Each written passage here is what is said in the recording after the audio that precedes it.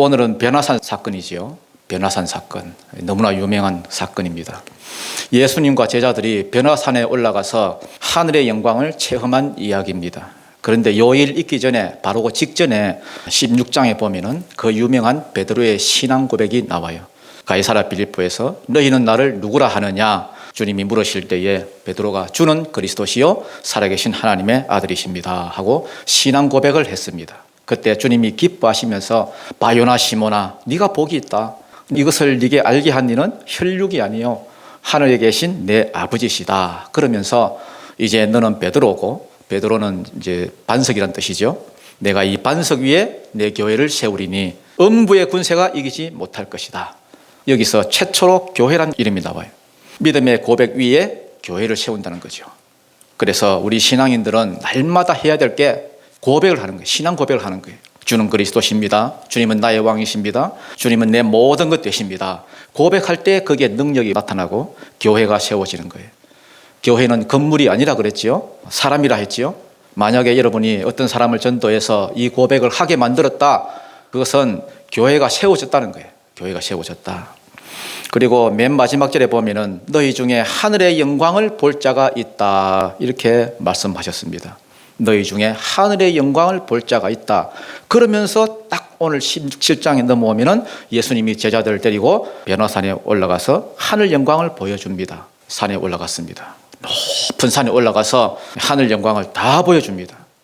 그런데 이 산 위의 모습과 산 아래의 모습이 같이 이렇게 나타나요. 같이 보여줍니다.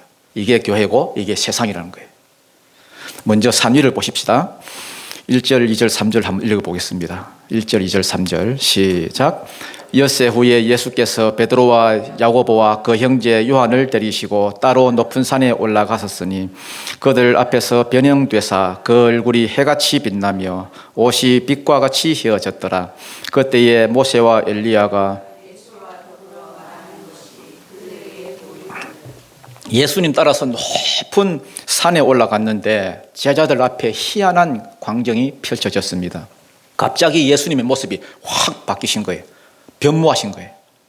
어떤 모습으로 변했는지는 정확히 여기는 나와 있지 않아서 우리가 알 수 없지만은 그 얼굴이 뭐와 같이? 해와 같이 빛나며 옷이 빛과 같이 휘어졌더라. 마치 천상의 예수님의 모습을 보는 것 같았습니다. 그리고 엘리야와 모세와 더불어서 예수님이 대화하시는 모습, 참 하늘의 영광을 그대로 다 오픈하셨어요. 다 보여주셨어요.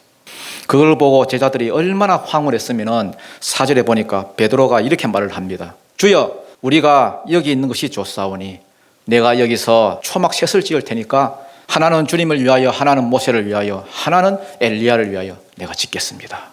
얼마나 그 영광이 황홀했던지 좋았던지 자기도 모르게 뭐 횡설수설하는 거예요. 여기 초막 셋을 짓자고, 여기 살자고.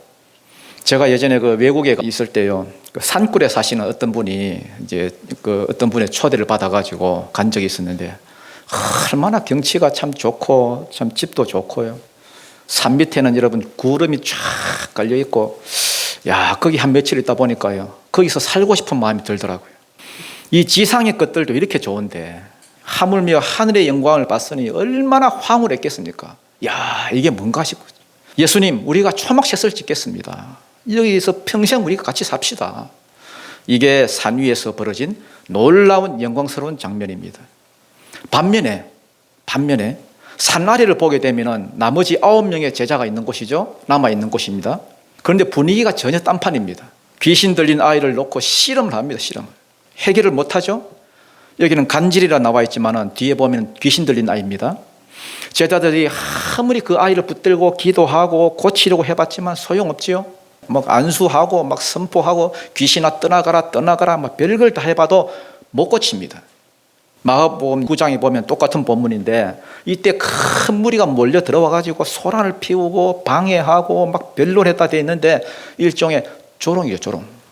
저것들 귀신 못 고치네, 고친다고 해놓고서 못 고치네. 답답한 아버지는 막 실망하고 원망하고 수치를 당하고 이런 무기력한 이 모습들, 이게 산아래 이 현실 세계에서 벌어지고 있는 장면이에요. 이 제자들 왜 이러고 있죠? 왜 실패하고 있죠? 흉내내는 신앙이기 때문에 그렇습니다. 겉으로만 흉내내는 신앙이기 때문에. 그동안 예수님 하시는 사역을 얼마나 많이 지켜봤겠어요. 아, 저렇게 하면 되겠다. 얼마나 많이 따라 해봤겠습니까? 예수님이 기도하시는 것, 예수님이 귀신 쫓아내는 것, 병 고치는 것. 그런데 딱 하나 차이는 권능이 안 나타나, 권능이. 흉내는 내는데 능력이 안 나타나는 거예요. 흉내 내는 신앙은 능력이 따르질 않습니다. 그냥 교회만 왔다 갔다 남들이 볼 때는 다 예수 믿는 거죠. 능력이 따르질 않아요. 경건의 모양은 있으나 경건의 능력은 없는. 능력 없으면 말싸움이 일어납니다. 교회의 능력이 사라지면 소란해요. 교회가 시끄럽습니다. 그러나 능력이 나타나면 조용하죠. 떠들지 않습니다. 14절, 15절, 16절입니다. 한번 읽어보겠습니다. 시작. 그들이 무리에게 이르매 한 사람이 예수께 와서 꿇어 엎드려 이르되 주여 내 아들을 불쌍히 여기소서. 그가 간질로 심히 고생하여 자주 불에도 넘어지며 물에도 넘어지는지라. 내가 주의 제자들에게 데리고 왔으나 능히 고치지 못하더이다. 예수님이 내려오셔서 뭐라고 하십니까? 믿음이 없고 패역한 세대여 하고 책망을 하시죠. 믿음이 없어서 그래. 믿음이 없어서. 그런데 좀 이상한 생각이 안 듭니까? 예수님이 평소에 이런 분이 아닌데 얼마나 사랑이 많으시고 온유하시고 겸손하신 분인데 왜 이렇게 말을 독하게, 왜 이렇게 강하게 책망하실까? 일종의 훈련입니다. 제자 훈련. 예수님이 다른 사람에게는 칭찬, 격려 많이 하셨어요. 위로도 많이 하고. 제자들에게는 그렇게 안 했어요. 왜냐? 빨리 변화되어야 하기 때문에. 이제 십자가 질 날도 얼마 안 남았기 때문에. 그래서 직설적으로 강하게 책망합니다. 이 믿음이 없고 패역한 세대요. 칭찬은 고래도 춤추게 한다지만은 너희는 고래가 아니다. 믿음이 없어 그래. 믿음이 없어서. 17절 한번 읽어보겠습니다. 시작. 예수께서 대답하여 이르시되 믿음이 없고 패역한 세대여 내가 얼마나 너희와 함께 있으며 얼마나 너희에게 참으리요. 그를 이리로 데려오라 하시니라. 이게 영광을 본 자와 보지 못한 자의 차이입니다. 뭘 잘하고 못하고의 문제가 아니라 여러분 영광을 봐야 됩니다. 영광을 본 사람과 안 본 사람은 확연히 다릅니다. 고기도 먹어본 사람이 고기를 찾지 뭐 안 먹어본 사람은 고기가 뭔지도 모르잖아요. 이 영광의 주님을 한번 경험한 사람은 계속 영광만을 추구합니다. 모세가 하나님께 구했던 것처럼 주님 영광을 보여주세요. 영광을 보여주세요. 하나님 분명히 모세에게 말씀했거든요. 네가 원하는 걸 구해라. 원하는 한 가지를 구해봐라. 그러니까 모세가 다른 거 일절 안 구했어요. 하나님 영광 좀 보여달라고. 왜냐하면 하나님의 영광 앞에 서면은 내 허물과 죄가 다 보이기 때문에 일단은 내 안에 회개의 능력이 막 나타나고요. 성령의 기름 부음이 나타나고. 그러니까 생각이 바뀌고 마음이 바뀌고 삶이 바뀌는 거예요. 삶에 대한 자세가 바뀌는 거예요. 이거는 누구한테 배워서 되는 게 아니에요. 내가 영광을 본 자만 그렇게 바뀌는 것입니다. 아무리 세상 근심, 걱정, 어려움이 있다 해도 영광을 본 사람은 그 정도의 문제 가지고는 흔들리지 않아요. 영광을 봤는데 뭐 이 정도야 뭐 흔들리지 않습니다. 현재의 고난은 장차 우리에게 나타날 영광에 좋게 비교할 수 없도다. 비교조차 안 되는 거예요. 그렇지만 나타날 영광, 자기가 체험한 영광이 없는 사람은 뭐 고난밖에 안 보이겠죠. 그러니까 조그만 문제와 고난이 와도 무너지고 깨지고 할 수밖에 없습니다. 마원철 선교사님이라고 제가 이제 어제 우연히 만났어요. 우연히 미국 캘리포니아 팜시티에서 이제 사역하시다가 은퇴하신 분인데 나중에 보니까 이게 쳐보니까 유튜브도 이게 CTS도 이게 많이 나오시더라고요. 어제 제가 이제 오후에 시간도 좀 있고 해서 나가서 전도를 하는데 벙거지 모자 쓰고 좀 전도를 쭉 돌아다니다가 저기 죽전 내거리 앞에서 커피 머신을 가지고 이렇게 버스킹을 하고 계시더라고요. 70이 넘으셨어요. 그 사모님하고 같이. 해마다 한국에 나와가지고 한 2주 동안 각 교회를 찾아다니면서 교회에 주로 개척교회 찾아다니면서 교회 음향도 좀 봐주시고 막 이런 거 예배할 수 있는 그 분위기를 딱 세팅을 해주시고 그런 사역을 하고 계시더라고요. 그래 그분이 어떤 왜 그렇게 하셨나 이렇게 물어보니까 맨 처음에는 온누리교회에서 파송돼가지고 개척을 그 현지에서 87년도에 이제 개척을 해서 섬기다가 자꾸만 기도 중에 하나님께서 보여주시더래요. 하나님께서 보여주시는데 자기 이제 형을 찾아갔다. 형도 이제 목회를 하고 계시는데 그래, 원철아, 뭘 봤니? 이렇게 묻더래요. 그러니까 겨울이 보입니다. 겨울이 보입니다. 다니다 보니까 이 개척교회 하시는 분들, 작은 그 교회 하시는 그 목사님들, 그러한 어떤 힘듦이 보이고, 또 뭡니까? 부르짖고 또 뭐 권면하고 하리 해도 듣지를 않는 이 세대가 그런 겨울이 보이더라. 그래서 얼마나 어려울까 싶어서 자기도 개척교회를 하지만은 이거 그만두고 다니면서 그런 분들을 내가 도와야 되겠다. 그렇게 해서 각 교회들마다 찾아다니기 위해서 캠핑카를 하나 또 구입을 했습니다. 구입해가지고 그 안에 샤워시설 다 갖추고 또 뭡니까? 커피 머신도 다 이렇게 고까지만은 구비를 하고 가서 커피도 내려주고 거기에 있는 마을 사람들한테 또 접대하고 빵도 좀 이렇게 대죠. 그런 사역을 이렇게 하시더라고요. 그분이 왜 그런 것을 하겠습니까? 내가 봤을 때는 뭔가 보여주는 게 있었다는 거예요. 하늘의 영광을 봤다는 거예요. 뭔가 남들이 보지 못하는. 산 아래에서 이 땅의 인생으로 살면 맨날 우리가 필요한 것밖에 못 구하잖아요. 무엇을 먹을까? 무엇을 마실까? 무엇을 입을까? 그런데 채워졌어요. 채워지면 금방 또 배고파요. 또 채워야 해요. 오늘 배불러도 내일 되면 또 배고파. 또 먹어야 되고. 오늘 옷을 사 입고 막 좋다 하잖아요. 좋다 하는데 금방 또 낡아요. 지금도 제가 기억나는 게 옛날에 그 무스탕 압니까? 무스탕. 지금부터 한 30년 전에는 그 국민 교복과 같은 비슷한 거였어요. 그 뭐 지금 느낌으로는 한 100만 원 정도 했던 것 같은데 그 당시 다 입었어요. 다. 이거 하나 사놓으면은 장만해 놓으면은 평생을 입는다. 그래가지고 그런데 몇 번 안 입고 뭐 다 버렸잖아요. 누가 입어요 요즘? 다 없어졌어요. 세상에는 만족이란 게 없습니다. 세상의 만족을 위해서 살아가는 사람은 잠시 잠깐일 뿐이지 금방 뭐 아무것도 아니에요. 채워도 끝이 없고 채워도 끝이 없고 불만족. 그 모든 걸 능가하는 게 뭐냐? 하늘 영광입니다. 하늘 영광. 하늘의 영광을 바라보는 사람은 비교의 대상이 아예 없기 때문에 별로 그런 것에 목마르지 않아요. 미련이 없어요. 이미 다 채워졌기 때문에. 그 뭐 별것 아닙니다. 하는 말이 뭐 주로 그런 고백이죠. 뭐 여호와는 나의 목자시니 네게 부족함이 없으리로다. 그냥 툭툭 그냥 말이 나와요. 그렇지만 하늘 영광이 뭔지 모르는 사람은 그게 뭔 소리요 하면서 그걸 갖고 또 연구하고 있잖아요. 하늘 영광을 보는 사람은 그냥 자연스럽게 나오는 말이니까 지당한 말씀이지 그러고 넘어가요. 당연한 말이니까 뭐 당연한 말씀을 하고 넘어갑니다. 오늘 이 두 가지 그림을 여러분 잊지 마십시오. 이 두 가지 그림이 굉장히 중요한 겁니다. 이 산 위의 영광을 본 자는 산 밑의 고난을 이길 수가 있다. 이거예요. 또 역으로 말해서 산 밑의 고난은 산 위의 영광이 답이다. 이거예요. 제가 어제 그걸 굉장히 고민했습니다. 야, 그렇구나. 이 산 밑에서 우리가 지금 아웅다웅 이렇게 살아가고 있는데 이 고통과 고난이 얼마나 많아요. 그 모든 것을 그냥 하나씩 우리가 막 상대하다 보면은 우리가 지치고 피곤해요. 이 산 밑의 고통은 이 산 위의 영광이 답입니다. 우리가 이 땅을 살면서 갑자기 고난이 크게 보이고 고통이 크게 와닿고 힘들다 이럴 때는 그 고난의 문제를 해결하고 고통의 문제를 해결하는데 너무 힘쏟지 말고요. 기도도 여러분 문제 해결에만 너무 초점 맞춰가지고 힘 빼지 말고 뜬구름 잡으라는 소리 아닙니다. 하늘의 영광을 향해 나아가십시오. 하늘의 영광을. 그러면은 이 땅 위의 모든 것들이 나타날 영광과 좋게 비교할 수 없도다. 그래서 이겨요. 다 이겨냅니다. 우리 믿음의 조상들 다 그렇게 살았습니다.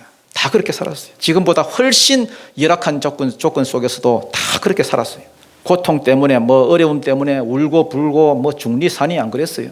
다 이겨냈어요. 다. 우리의 최대 무기는 뭡니까? 하늘의 영광 보는 거예요. 하늘의 영광을 본 자는 땅 밑에 있는 어떤 문제, 어떤 어려움, 어떤 고통도 다 이겨냅니다. 영광이 고통을 덮어버리는 거예요. 그러면 하늘의 영광은 언제 나타나죠? 도대체 언제 나타납니까? 주로 예배 드릴 때 나타나고요. 왜? 하나님과 만나는 시간이기 때문에. 혹은 기도할 때. 예배도 여러분 그냥 형식적인 예배가 아니라 참석의 의미를 두는 그런 예배가 아니라 마음문을 좀 활짝 열고 온 마음을 다해 주님께 나아가면은 진짜 영광이 임해요. 임합니다. 기도할 때도 마찬가지예요. 맨날 달라 하기만 하다가 어느 순간 내가 주님께 집중하는 기도가 있어요. 주님께 집중해요. 주님께 집중해서 기도하다 보면은 여기 이 세 명의 이 제자들처럼 베드로와 야고보, 요한처럼 갑자기 보여주세요. 갑자기. 하늘 영광이 보이고 하늘의 비밀이 보이고 전에 내가 생각하지 못한 그 생각들이 떠오르고 주님이 다 보여주십니다. 저는 이걸 몇 차례 경험했어요. 여러분 이사야 보십시오. 어느 날 이사야가 성전에 들어가 예배 드리고 있는데 갑자기 은혜가 임했지요. 이사야서 6장에 나오는데 주께서 높이 들린 보좌에 앉으셨는데 그 모습이 보인 거예요. 옷자락은 성전에 가득하고 서랍들, 이 천사들은 막 날개치며 날아다니면서 거룩하다 만군의 여호와의 영광이 온 땅에 충만하도다. 그 영광을 본 거예요. 그리고 나서 이사야가 소명받았거든요. 영광을 보고 나면은 나머지는 전부 여러분 상대적인 게 돼요. 아무것도 아닌 게 돼요. 문제가 사라진다는 뜻이 아닙니다. 문제는 있지만은 더 이상 문제로 안 보여요. 다 덮어버려요. 다. 문제를 뛰어넘어 버립니다.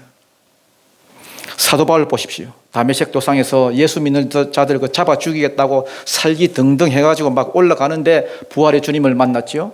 부활의 주님을 만났을 때에 그 빛나는 영광의 광채, 그게 막 자기가 노출됐을 때에 그때 받은 그 감동 그 하나만 가지고도 평생을 그는 막 인생을 일평생을 달려갔어요. 그 많은 고난 다 이기고 사명 위에 올인했습니다. 그 영광 한번 바라보면은 그 나머지는 비교 자체가 없는 거예요. 기도도 여러분 너무 이 땅 위의 문제, 내 어려움, 내 고난 이것 가지고 기도하지 말고 그럼 기도를 더 열심히 하면 되겠지? 아니에요. 그렇게 해서 못 받습니다. 왜냐하니까 하나님은 너희에게 있을 것 다 아신다 했잖아요. 마태복음 6장에. 너희에게 있을 것 구하라는 거예요. 있을 것. 필요한 것 구하지 말고 있을 것 구하라. 있을 것 구하면 줍니까? 당장 주십니다. 있을 것 구하면. 그래서 믿음의 선진들은 이것 구했어요. 하나님 영광 보여주세요. 그러면은 하나님 영광 보여주시고 너희에게 있을 것 보여주십니다. 스데반 보십시오. 스데반도 돌멩이 맞다가 하늘 우르르 보니까 갑자기 예수님이 서 계시는 거예요. 보좌 우편에 서 계신 예수님, 그 영광. 그거 바라보니까 자기를 향해서 날아오는 그 무수한 돌멩이, 여러분 돌멩이 한번 맞아보셨어요? 네? 맞으면 그 고통이 있을 건데 고통이고 뭐고 아무 생각이 없는 거예요. 예수님만 보이는 거예요. 하늘로부터 오는 영광이 자기를 사로잡아 버리니까 하나님의 임재가 있으면 영광이 임합니다. 반면에 하나님과 멀어질수록 영광이 사라져요. 이가봇, 영광이 떠났다잖아요. 영광이 떠났다. 그래서 하늘의 영광을 보고 그러고 난 다음에 음성이 들렸죠. 음성이 들렸어요. 5절에 보니까 말할 때에 호련히 빛난 구름이 그들을 덮으며, 이 구름이란 것은 영광이 임한 거예요. 구름 속에서 소리가 나서 이르시되 이는 내 사랑하는 아들이요 내 기뻐하는 자니 너희는 그의 말을 들으라 하는지라. 영광을 보고 난 후에 음성도 들렸어요. 음성을 통해 또 다른 영광이 임한 거예요. 우리도 이 음성 들어야 됩니다. 주님의 음성. 이 세상에서 얼마나 여러분 고통이 많아요. 고난이 많아요. 우리 혼자 헤쳐나갈 수가 없어요. 교회도 그렇고요. 주님의 그 음성 들어야 됩니다. 말씀을 통해서나 기도를 통해서나 아들아 내가 너를 사랑한다. 딸아 내가 너를 기뻐한다. 그러면은 어떤 어려운 고난도 이기는 거예요. 사도 바울 보세요. 고린도에서 막 두려워 떨었어요. 이 대사도도 고린도에서 두려워 떨었다니까. 벌벌벌 떨었어요. 그때에 주님의 음성을 듣잖아요. 기도하는 중에 바울아 두려워하지 말고 침묵하지 말고 말하라. 이 성 중에 내 백성이 많도다. 그 음성을 듣고 나니까 전도를 해가지고 고린도 교회를 세운 거 아닙니까? 힘이 나는 거죠. 유라굴로 광풍이 일 때도 마찬가지죠. 광풍이 불었어요. 지금 상황은 광풍이 몰아쳐서 배가 박살이 나고 방향도 못 잡고 이리저리 헤매고 있는데 음성이 들렸어요. 바울아 두려워하지 말라. 네가 가이사 앞에 서야 하겠고. 무슨 말입니까? 너 안 죽는단 말 아닙니까? 너 안 죽어. 그리고 여기에 있는 276명 다 살아나. 그 얘기죠. 그러니까 담대한 거죠. 오히려 선장을 자기가 안심시킵니다. 자기는 죄수인데 묶여있는데 오히려 선장한테 우리 안 죽는다고, 하나도 안 죽고 다 산다고. 이런 담대함 어디서 나와요? 주님의 음성, 영광을 본 거예요. 여기도 마찬가지예요. 구름 가운데서 음성 들려주신 거예요. 이는 내 사랑하는 아들이고 너희는 그의 말을 들어라. 우리도 이 음성 들어야 됩니다. 바울과 우리의 차이점이 뭡니까? 바울은 음성을 들은 자고 우리는 그게 없잖아요. 그러니까 뭐 메가리가 없고 조그만 어려움이 와도 걱정이 되고 염려가 되고 잠을 못 자고. 지금 우리나라가 여러분 제일 지금 큰 문제가 뭔지 아십니까? 안보가 문제겠습니까? 안보. 경제가 문제겠습니까? 이념적 갈등이 문제겠습니까? 물론 그런 것도 있죠. 그런 것도 문제죠. 그러나 제일 큰 문제는 영광을 보여줄 지도자가 없다는 거예요. 영광을 보여줄. 계속해서 비전을 보여주고 꿈을 꾸게 만들고 그렇게 할 지도자가 없다는 거예요. 뭐 여러분 트럼프 대통령 다 아시죠? 트럼프 미국 대통령. 뭐 그 호불호가 다 있죠. 어떤 사람은 되게 좋아하고 어떤 사람도 되게 막 싫어하고. 그런데 저는 인상 깊은 게 이 빨간 모자. 그게 보면 써 있어요. 마가. 다시 미국을 위대하게. 미국의 영광을 말하잖아요. 미국의 영광을. 그게 뭐 좋다 나쁘다에 떠나서. 교회도 마찬가지예요. 오늘날 이 한국 교회의 문제는 돈이 없는 게 문제가 아니고 성도가 없는 게 문제가 아니고요. 가장 큰 문제는 교회가 영광을 보지 못하고 있다는 거예요. 하늘의 영광, 보좌에 앉으신 주님. 세상을 향해 보여줄 게 없다는 거예요. 예수 믿으나 안 믿으나 똑같아. 문제가 오면 어김없이 낙심하고 염려하고. 사도 바울 보십시오. 어디 그런 게 있었어요. 예루살렘 올라갈 때에 죽음을 앞두고도 걱정이 난 게 없잖아요. 분명히 지금 예루살렘에 올라가면 지금 잡혀 죽을 줄 아는데 그래서 다 반대하고 있는데 올라가지 말라고. 그럼에도 불구하고 사도행전 20장 24절에 보니까 내가 달려갈 길과 주 예수께 받은 사명 곧 하나님의 은혜의 복음을 전하는 일을 마치려 하면은 나의 생명조차 조금도 귀한 것으로 여기지 아니하노라. 이유가 뭡니까? 그 전에 자기는 들었거든. 주님으로부터 음성을 들었어요. 너는 내 이름을 임금들과 이방에 전하기 위한 나의 택한 그릇이다. 음성을 들었어요. 그러니까 내가 거기에 내 인생 걸겠습니다. 죽음을 내가 각오하겠습니다. 그거 아닙니까? 사명의 인생 걸어야 영광스럽게 되는 것이지 자기 욕심에 그 인생 걸어봐야 그게 금방 날가 없어져요. 요즘 새 차 얼마나 좋은 게 많이 나와요. 새 차. 그런데 금방 그 헌차 되잖아요. 한 2, 3년 몰아버리면. 그거 처음부터 헌차겠어요? 아무리 여러분 좋은 차라도요. 세월이 지나면 다 헌차 되더라고요. 촌스러운 차 돼버리고. 휴대폰도 여러분 새 폰 사봐야 그 살 때만 좋지 한 2년 지나니까 이거 안 되더라고요. 안 돼. 배터리도 금방 닳고 세상의 것이 다 그래요. 세상의 것 추구해버리면 채워져 봐야 또 여러분 얼마 안 가요. 머리 나쁘면 1년 가고 머리 좋으면 일주일 가는 것이 기억력하고 똑같은 거예요. 그러나 하늘의 영광 그거 바라보면 다릅니다. 만족이 있어요. 영원한 만족이 있어요. 우리가 이 땅을 살다 보면 상함도 있고 억울함도 있고 상처도 있고 그러잖아요. 제가 어떤 분과 대화를 나누다 보니까 좀 됐습니다. 이렇게 대화를 나누다 보니까 전에 안 쓰던 말을 이분이 하더라고요. 짜증이란 말을 쓰더라고요. 짜증 난다 이런 말 써요. 살기가 되게 어려운 모양이에요. 그래서 혼자 제가 곰곰이 생각해 봤어요. 저분이 저런 말을 쓰는 분이 아닌데 내 평생 쓰던 단어 중에 짜증이란 말이 없거든요. 그런 경우는 많았지만은 내 입으로 짜증난다 그런 적은 없었던 것 같아요. 왜 그런가 봤더니 힘들면 좀 쉬고요. 어려움이 있으면 뭐 어떻게 되겠지. 하나님이 도와주시겠지. 이러고 넘어갔지. 짜증이란 말은 해본 적이 없는 것 같아요. 왜냐하면 짜증이란 말을 하기 전에 하나님이 또 놀라운 또 영광을 또 보여주시고 하니까. 굳이 본다면 뭐 내 인생이 짜증스럽지. 죄인인 게 짜증스럽고 말씀대로 못 사는 게 짜증스럽지. 왜냐하면 하나님의 계획은 이루어지는 거니까. 내가 못하면 뭐 다른 사람을 통해서도 이루실 것이고. 그러니까 짜증 나더라도 내 인생이 뭐 짜증 나는 거지. 짜증이 아니면 표현은 못 하겠더라고요. 지금 내가 초라해도 이거를 다듬어 가지고 더 나은 모습으로 이끌어 가실 하나님의 그 선하신 손 그게 보이니까. 그게 보이는데 어떻게 짜증이라는 표현을 해요. 굳이 말하자면 합력하여 선을 이룰 거야 이렇게 나가는 거죠. 그러니까 여러분 너무 걱정할 필요 없고요. 지나치게 여러분 걱정할 필요가 없어요. 자기 부족함만 알면 돼요. 내 부족함만. 교회도 마찬가지예요. 전도도 안 되고 부흥도 안 되고 그래도 우리 부족함만 알면 됩니다. 부족함 드러내고 하늘 영광 계속해서 추구해 나가다 보면은 하나님이 이걸 기가 또 막히게 만들어서, 하나님은 순간적이에요. 기가 막히게 만들어서 영광스럽게 또 변화시켜서 다듬어 주시겠지, 일으켜 주시겠지. 그러면서 우리가 계속 추구하는 것은 하늘의 영광 보는 거예요. 하나님의 영광 가운데 서 있는 겁니다. 이 땅 위의 삶은 늘 그렇고 그렇습니다.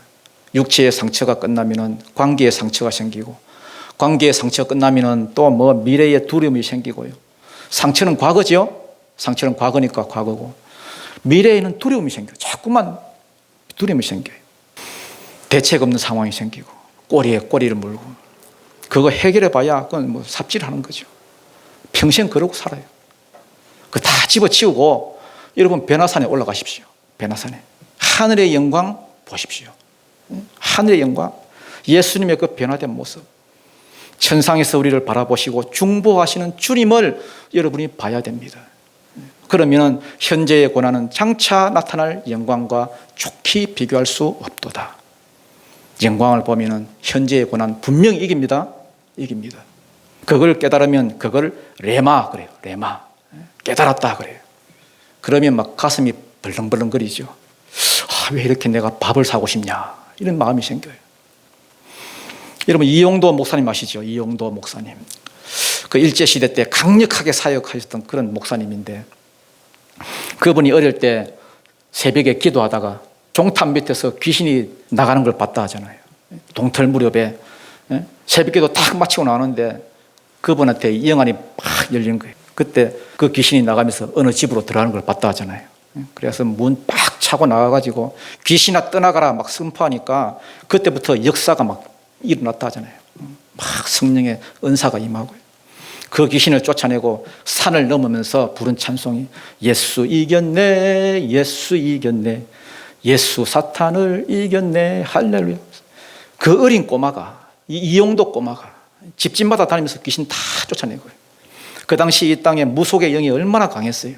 집집마다 조상 귀신들이 다 있었는데 귀신 다 쫓아내고 감리교 목사가 됐어요. 그러고 나서 예수님처럼 진짜 짧고 굵게 살다가 33살에 가셨어요. 우리는 짧고 굵게 살지 말고 가늘고 길게 사십시다. 가늘고 길게. 이제 말씀을 맺겠습니다. 이 세 명의 제자들 하늘의 영광을 체험하고 불을 체험하고 다시 내려옵니다. 산 아래로 내려왔어요. 이제 불이 더 크게 번지려면 어떻게 해야 되죠? 맞바람을 맞으면 돼. 맞바람. 현장 속에 들어가서 더 큰 이 현실과 부딪히면 그게 불이 확 번져요. 영광에서 영광으로 나아가는 거예요. 이 일상생활에 크고 작은 문제가 있으면 하늘의 영광 가지고 가가지고 그냥 팍 부딪히는 거예요. 팍 부딪혀. 그러면 불이 일어나요. 보세요. 예수님과 제자들 다 내려왔어요? 안 내려왔어요? 내려왔지요. 그래서 성도는 어떻게 살아야 돼요? 이곳에서 하늘의 영광을 맛보고 이제 나아가는 거예요. 현장에 가서 막 부딪히는 거예요. 이 예배 중에서 하늘의 영광을 체험하고 나가서 부딪히면은 그게 10배 커지고 100배 커지고 막 커져요. 영광에서 영광으로. 영광을 보고 거기에 수종들면 더 큰 영광 보여주십니다. 그래서 지금 여러분 앞에 크고 작은 문제들이 있습니까? 현실의 이 고통들이 있습니까? 그거 여러분 해결하느라 거기에 매몰되지 말고 정말 여러분 변화산으로 올라가십시오. 올라갈 때는 여러분 좀 힘들어요. 숨도 차고 그 어떤 레벨 이상 올라가게 되면은 하늘의 영광이 보입니다. 주님께서 보여주셔요. 사모하고 원하는데 왜 안 보여주겠어요? 하늘의 영광을 구하십시오. 산 아래의 고통은 산 위의 영광이 답이다. 하늘의 영광을 발견하시고 그 영광 가지고 여러분 인생의 모든 문제를 다 덮어버리는 그런 은혜가 있기를 주님 이름으로 축원드립니다.